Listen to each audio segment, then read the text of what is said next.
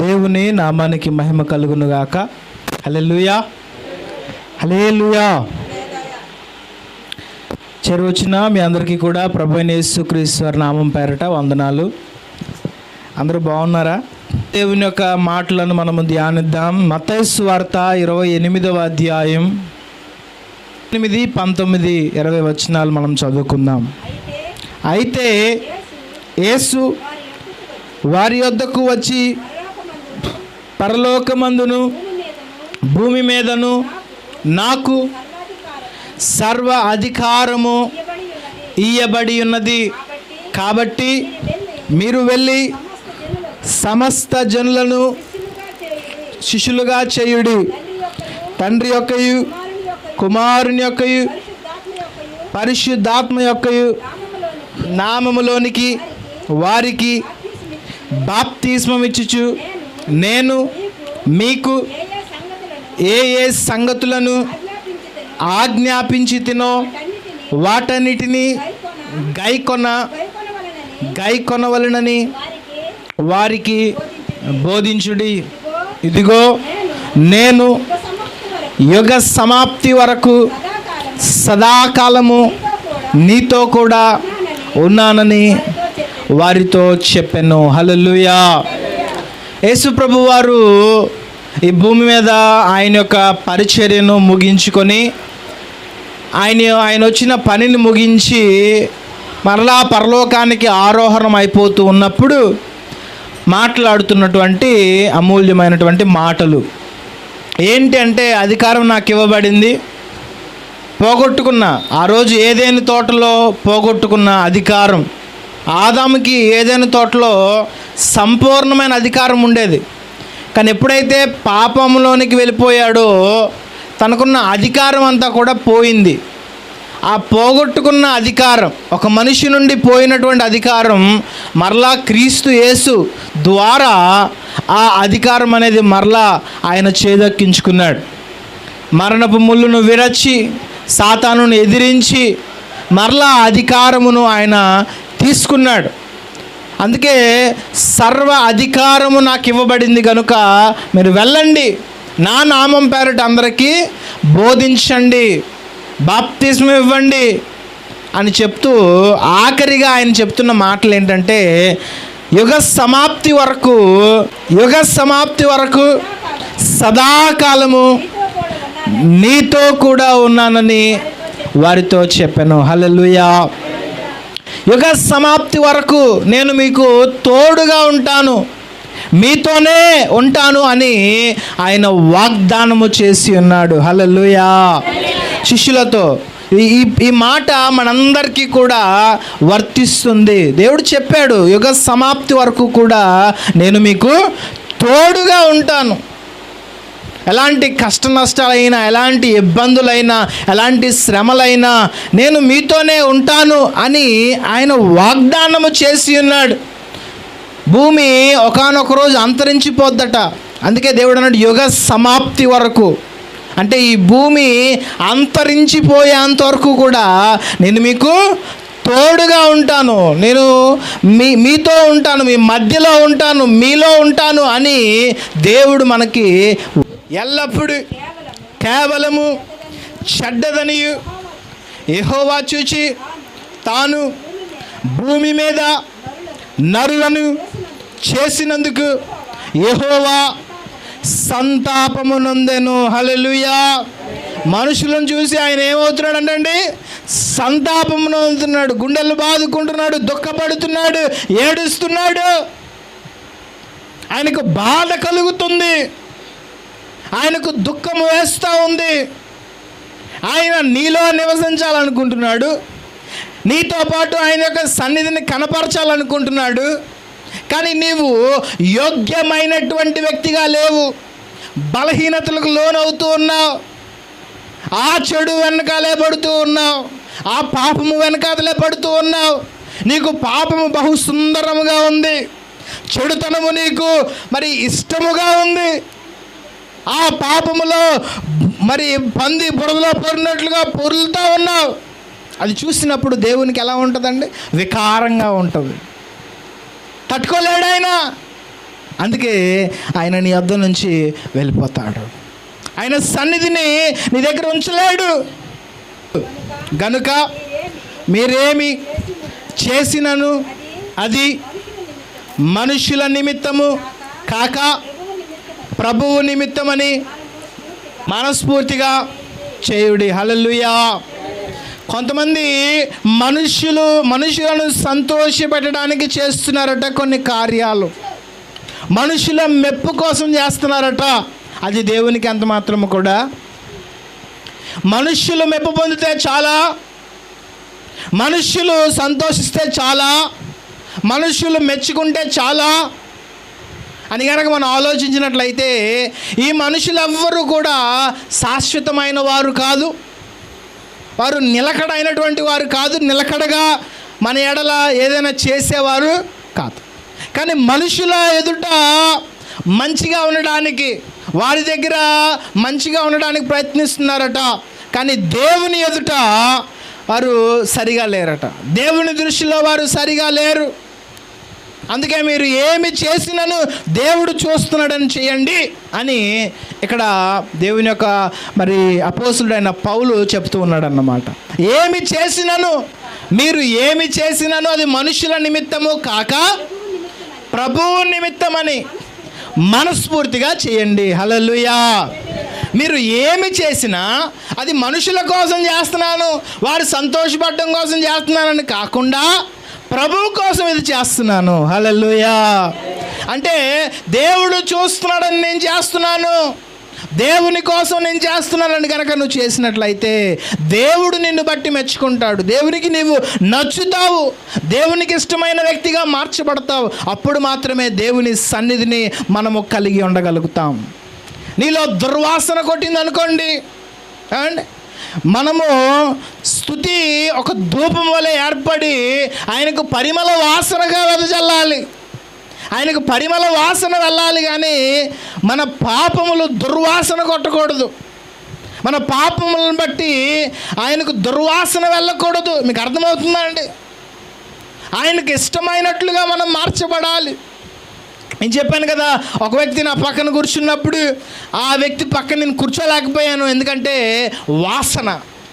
అదే రీతిగా దేవుడు అనేక మంది పక్కన ఉండాలనుకుంటున్నాడు, వారితో ఉండాలనుకుంటున్నాడు, కానీ వారిలో ఉన్న పాపమును బట్టి ఆయన ఉండలేకపోతున్నాడు.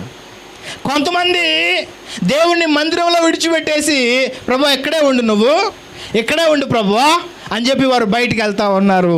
వారి బలహీనతలను, వారి వ్యసనాలను అన్నీ చేసుకొని మరలా దేవుని దగ్గరికి వచ్చి ఇప్పుడు రా ప్రభువా అని చెప్పి తీసుకు. మీకు అర్థమవుతుందా అండి? దేవుడు అప్పటి వరకు కళ్ళు మూసుకుంటాడా అండి? కళ్ళు మూసుకుంటాడు అప్పటి వరకు? వెళ్ళు బాబు, వెళ్ళు తాగు, వెళ్ళు, నేను ఇష్టం వచ్చినట్టు బతుకు అని చెప్పి కళ్ళు మూసుకుంటాడా అండి? అన్నీ చూస్తున్నాడు ఆయన. నువ్వు చేసే ప్రతి తప్పుడు కార్యమును ఆయన చూస్తూ ఉన్నాడు. ఎలా వస్తాడు, ఎలా నీలో నివసిస్తాడు? దేవుడైతే వాగ్దానం చేశాడు మీతో యుగ సమాప్తి వరకు ఉంటానని, కానీ ఎలా ఉంటాడు నీవు ఎలా ఉన్నట్లయితే? దేవుని సన్నిధి కనుక మనకు తోడుగా లేకపోతే పిల్లరా మనం బ్రతకలేం. ఈ పాపిష్టి లోకంలో, ఈ యొక్క అంధకార సంబంధమైన శక్తులతో, దుష్ట శక్తులతో నింపబడిన ఈ లోకంలో దేవుని సహాయము, దేవుని సన్నిధి, దేవుని భద్రత లేకపోతే మనము బ్రతకలేం పిల్లారా. కంచె వేసిన పొలానికి, కంచె లేని పొలానికి తేడా ఏంటంటే ఏవైనా వస్తాయి. ఎందుకంటే కంచె లేదు కాబట్టి ఎవరైనా వస్తారు ఆ పొలంలోనికి, ఏదైనా వచ్చి ఆ పొలాన్ని నాశనం చేస్తాయి. కానీ కంచె ఉన్న పొలం మీదకి రావడానికి అంత తొందరగా రారు, అసలు ఏవి రావు. దేవుని సన్నిధిలో ఉన్నవారు, దేవుని సన్నిధికి బయట ఉన్న వారి జీవితం వ్యత్యాసంగా ఉంటుంది, వేరేగా ఉంటుంది. ఎందుకంటే వారితో దేవుని సన్నిధి లేదు కనుక అన్నీ వారి మీద ఏలుబడి చేస్తాయి. దేవుని సన్నిధిని ఎవరైతే కలిగి ఉంటారో వారు మాత్రమే అన్నిటిపైన విజయాన్ని పొందుకుంటారు. హల్లెలూయా, హల్లెలూయా.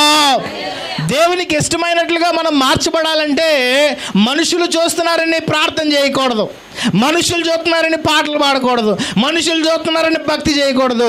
ఏది చేసినా దేవుని నిమిత్తమై చేయాలి. హల్లెలూయా. ఏ పని చేసినా దేవుడు చూస్తున్నాడని చేయాలి.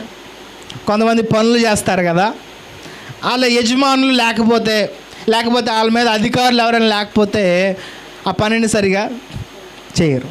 లేరు కదా ఎవరు చూద్దాలని చెప్పి, అది దేవుడు మెచ్చుకోడట. దేవుడు ఏం మెచ్చుకుంటాడంటే ఎవరు చూస్తున్నా లేకపోయినా సరే దేవుడు చూస్తున్నాడని మన పనులు ప్రతీదానిని దేవుడు చూస్తున్నాడని చక్కగా సరిగా చేయాలని దేవుని యొక్క వాక్యం చెప్తాం. అన్ని విషయాల్లో భక్తి చేసిన, ఒక పాట పాడినా, ఒక ప్రార్థన చేసిన, ఒక యథార్థంగా జీవిస్తున్న అన్ని విషయాలలో దేవుడు చూస్తున్నాడని దృష్టితో కనుక నువ్వు జీవించినట్లయితే ఇవంత మాత్రము కూడా పాపములో పడవు. ఆమేన్. హల్లెలూయా. పాస్టర్ గారు, మరి దేవుని సన్నిధి నాతో ఉన్నదని ఎలా తెలుస్తుంది? నాకు దేవుడు నాతో ఉన్నాడని నాకు ఎలా తెలుస్తుంది అని కనుక మీరు అడిగినట్లయితే దానికి జవాబు ఒకటే. దేవుడు కనుక నీతో ఉన్నట్లయితే నీకు బలమైన విశ్వాసం ఉంటుంది. దేవుడు కనుక నీతో ఉన్నట్లయితే నీకు సమాధానం ఉంటుంది. దేవుడు కనుక నీతో ఉన్నట్లయితే నీకు సంతోషం ఉంటుంది. దేవుడు కనుక నీ పక్కన ఉంటే, అమ్మా, దేవుడు కనుక నీ పక్కన ఉంటే నీకు సందేహాలు ఉంటాయా? ఆ వ్యక్తికి సందేహాలు ఉంటాయా? షద్రక్, మేషక్, అబేద్నెగోలకి సందేహాలు లేవు. అగ్నిలోనికి వెళ్తే మేము కాలిపోతామా? అగ్నిలోనికి వెళ్తే మా శరీరం ఏమైపోద్ది? చచ్చిపోతామేమో వెంటనే అని ఇలాంటి సందేహాలు ఏమీ లేవు. ఎందుకంటే దేవుని సన్నిధి వారికి తోడుగా ఉన్నదని వారికి తెలుసు కనుక బలమైన విశ్వాసం వారికి కలిగింది. హల్లెలూయా. దేవుని సన్నిధి నీ పక్కనే ఉన్నది, దేవుడు నీలోనే ఉన్నాడు, నీతోనే ఉన్నాడు అని నీకు తెలిసినప్పుడు నీ మాటలు సరిగా ఉంటాయి, నీ చూపు సరిగా ఉంటుంది, నీ చెవి ఏది వింటున్నావో సరైన వింటావు, సరైన మాటలు పలకడానికి నీ నోరు ప్రయత్నిస్తూ ఉంటుంది. నీకు తెలుస్తుంది, నీ యొక్క మనస్సాక్షికి తెలుస్తుంది, నీ మనసుకు తెలుస్తుంది, నా దేవుడు నాతో ఉన్నాడు, నేను సరిగా ఉండాలి, నా దేవుడు నాలో ఉన్నాడు, నేను సరిగా ఉండాలి, నా బ్రతుకు సరిగా ఉండాలి, నా జీవితం సరిగా ఉండాలి, నా ప్రవర్తన సరిగా ఉండాలి. నీకు అనిపిస్తుంది, నీ మనస్సాక్షి గద్దిస్తాం. కొంతమంది వారి బలహీనతలే వారికి ముఖ్యం, వారి పాపమే వారికి ముఖ్యం, వారి త్రాగుడే వారికి ముఖ్యం, వారి వ్యసనాలే వారికి ముఖ్యం. వదిలేస్తారు, కావాలనే దేవుని సన్నిధి నుంచి దూరం అయిపోయి భ్రష్టులైపోతున్నారు అనేక మంది. ఒక మాట చెప్పి నా మాటలు ముగిసి, ఊర్లో ఒక రైతు ఉన్నాడట. ఆ రైతు ఒక ధనవంతుడికి ఈ పాలు, ఇక కావాల్సిన అవసరాలు అవన్నీ ఇస్తూ ఉంటాడు కదా, అవన్నీ ఇస్తూ వాటికి డబ్బు ఇవ్వలేదట. అలాగే కొంచెం డబ్బు కూడా అప్పుడప్పుడు అప్పు తీసుకున్నాడట ధనవంతుడు. చాలా మొత్తం అయింది. ఈ రైతుకి అవసరమైంది డబ్బులు. అవసరం అయ్యేసరికి ఆ ధనవంతుడిని అడిగాడట, అయ్యా, మీరు నా దగ్గర డబ్బులు తీసుకున్నారు కదా, దయచేసి ఆ డబ్బులు తిరిగి ఇవ్వండి అంటే ఆయన అంట, నేనెప్పుడు నీ దగ్గర తీసుకున్నాను రా, అయినా నాకు అవసరం ఏంటి? ఎందుకంటే ధనవంతుడు అనేసరికి ఊర్లో లేవనుకుంటారు, రైతు అప్పిస్తాడా, అయినా ఈయన తీసుకుంటాడా అంటారు కదా. మరి నేనెప్పుడు తీసుకున్నానని ఆయన మాట మార్చేశాడు. మాట మార్చేసేసరికి పాపం ఏం చేయాలో అర్థం కాలేదు. ఏం చేయాలో అర్థం కాక ఆయన మంచి పలుకుబడి ఉన్న వ్యక్తి, మరి ఆ ఊర్లోనే మంచి పలుకుబడి ఉన్న వ్యక్తి, ఎవరు ఏం చేయలేరు కాబట్టి రాజుగారి దగ్గరికి వెళ్ళాడు. అయ్యా, ఇలా జరిగింది పరిస్థితి, ఆ ధనవంతునికి డబ్బులు ఇచ్చాను, మరి అర్జెంట్ కావాలి, మళ్ళీ ఇచ్చేస్తానంటే నమ్మిచ్చాను, ఇప్పుడు ఇవ్వలేదు అంటున్నాడు మొదలునాడు అని చెప్పి అన్నప్పుడు రాజుగారు, సరే రేపు నేను వస్తాను, నీ వేలుతో ఆయన ఎవరో నాకు ఇలా చూపించు అన్నాడు అన్నమాట. రేపు రోజు రాజుగారేమో తను వచ్చాడన్నమాట. తను ఏనుగు ఎక్కి ఆ ఊర్లోకి అలా వచ్చినప్పుడు ఆ ప్రజలందరూ కూడా వస్తున్నారు బయటికి, రాజుగారు వస్తున్నారని. ఆ రాజుగారు అలా వెళ్తూ ఆ రైతు ఇంటి దగ్గర ఆగారన్నమాట. రైతు ఏమో చాలా సంతోషపడ్డారు. అందరూ కూడా, అబ్బా, రైతు ఇంటికి వచ్చాడా రాజుగారు అని చెప్పి అందరూ కూడా సంతోషంగా ఉన్నారు. వెంటనే రాజుగారు చేయి తీసుకొని రా పైకి ఎక్కని చెప్పి ఏనుగు మీదకి ఎక్కించాడు. ఏనుగు మీదకి ఎక్కించి అలా ముందుకు తీసుకెళ్తాం, ఎక్కడ అతని ఇల్లు అని చూపించమన్నాడు. అలా ముందుకెళ్తామంటే ఈ లోపల ధనవంతుడు కూడా బయటకు వచ్చాడు. ఏంట్రా బయట గోల అని చెప్పి ఇలా బయటకు వచ్చి చూస్తే ఇంకేంటి రాజుగారు అక్కడ, రాజుగారి ఏనుగు మీద ఆ రైతు కూడా ఉన్నాడు. చూపించి ఎవరు అన్నాడు రాజు. చేయి పెట్టుకొని ఇలాగా ధనవంతుడి వైపు ఇలా చూపించాడు. ఏలటి ఇలా చూపిస్తూ ఉంటే ఈ రాజు కూడా ఇలా చూశాడు అతని వైపు. ఎప్పుడైతే రాజుగారు అతని వైపు ఇలా చూశాడో వెంటనే ఈ ధనవంతుడికి భయం పట్టుకుంది. అమ్మ నాయన ఈ రాజు ఏదో చేసేస్తాడు బాబు అని చెప్పి వెంటనే మరుసటి రోజు ఆ డబ్బులన్నీ తీసుకొని వడ్డీతో సహా ఆ రైతుకి అప్పగించేశాడు అన్నమాట. అంటే రాజు కాబట్టి, రాజు అతనితో ఉన్నాడు కాబట్టి అతనికి విరోధి శత్రువు అయినటువంటి ఆ శత్రువు వెంటనే భయపడిపోయి అతనికి ఇవ్వాల్సింది ఇచ్చేశాడు. అయితే మన దేవుడు రాజులకు రాజు అయి ఉన్నాడు. హల్లెలూయా, హల్లెలూయా. ఆయన రాజులకు రాజు, ప్రభువులకు ప్రభువు, లోకరక్షకుడు, లోక సృష్టికర్త, ఆయన శక్తిమంతుడు. మరి అలాంటి దేవుణ్ణి కనుక మనము కలిగి ఉంటే మన మీద దాడి చేసే దుష్టుడు, సాతాను శక్తులు ఇవన్నీ భయపడవా అంటే ఖచ్చితంగా భయపడతాయి. అవన్నీ నీ నుంచి దూరం అయిపోతాయి. ఏ బలహీనత నీ దరిదాపులకు రాదు. ఏ దుష్టుడు నీ మీద ఏలుబడి చేయలేడు. ఎందుకంటే ఆయన రాజులకే రాజు. హల్లెలూయా, హల్లెలూయా. కనుక ఆయనను గనక మనము కలిగి ఉంటే, ఆయన సన్నిధిని గనక మనము కలిగి ఉంటే మనము ఆశీర్వదించబడతాం. దేవుడు అంటున్నాడు, నేను నీలో నివసించాలనుకుంటున్నాను. హృదయం అనే తలుపు దగ్గర నిలవబడి తడుతూ ఉన్నాను. ఎవరైనా వచ్చి తలుపు తీస్తారా, ఎవరైనా వచ్చి నన్ను ఆహ్వానిస్తారా అని బయటే ఉండి తలుపు కొడతా ఉన్నాడట ఆయన.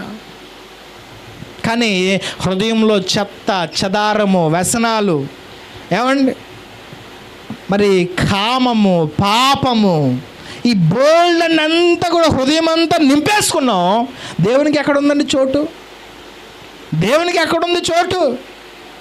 దేవా నన్ను నింపు ప్రభువా, నన్ను నింపు ప్రభువా అంటారు కొంతమంది. హృదయం అంతా నింపేసుకున్నారు ఆల్రెడీ. ఏమండి హృదయం అంతా లోకంలో ఉన్న చెత్త అంతటితో నింపేసుకుని ఉన్నారు ఆల్రెడీ. నింపు ప్రభువా, నింపు ప్రభువా, నింపు ప్రభువా అంటారు. నింపు ప్రభువా కాదు, ప్రార్థన చేయాలి. మొదట నన్ను ఖాళీ చేయ ప్రభువా అని ప్రార్థన చేయాలట. ఒక దైవజనుడు అన్న మాట, ఒక దైవజనుడు చెప్పినటువంటి మాట ఇది. మొదట నా హృదయంలో ఉన్న చెత్త, చెదారము, మరి ఈ యొక్క బలహీనతలు, చెడుతనము అంతా తీసివే ప్రభువా. పచ్చకావిలో వచ్చినోడికి లోకం అంతా పాపపు ఊహలే వస్తాయి. నీ హృదయంలో కనుక పాపం ఉంటే పాపపు ఆలోచనలే వస్తాయి, పాపపు కళలే వస్తాయి, పాపపు దృష్టితోనే చూస్తావు. చెడు తలపు పాపపు చూపే నీకు ఉంటుంది, పాపపు చెవులతోనే నువ్వు వింటావు, పాపపు నోటితోనే నువ్వు మాట్లాడదు. ఎందుకంటే నీ హృదయం అంతా పాపముతోనే నింపబడి ఉన్నది. కాబట్టి ఎలా ఉంటాడు దేవుడు నీతో పాటు? ఎలా నీతో పాటు ఆయన సన్నిధిని తీసుకొని వెళ్ళగలుగుతావు? మొదట నీ హృదయాన్ని సరిచేసుకున్నప్పుడు, దేవునికి ఇష్టమైనట్లుగా మార్చబడినప్పుడు మాత్రమే ఆయన సన్నిధి నీకు తోడుగా ఉంటుంది. దేవుని కార్యాలు నీ జీవితంలో చూడగలుగుతాం. హల్లెలూయా, హల్లెలూయా. ఒప్పుకుందామా దేవుని సన్నిధానంలో? ఆహ్వానిద్దామా దేవుణ్ణి కనుక నీవు ఆహ్వానించినట్లయితే, ఆయన సన్నిధి నీకు తోడుగా ఉన్నట్లయితే బలమైన కార్యాలను చూస్తావు. దేవుని యొక్క శక్తి, ప్రసన్నతను చూస్తావు.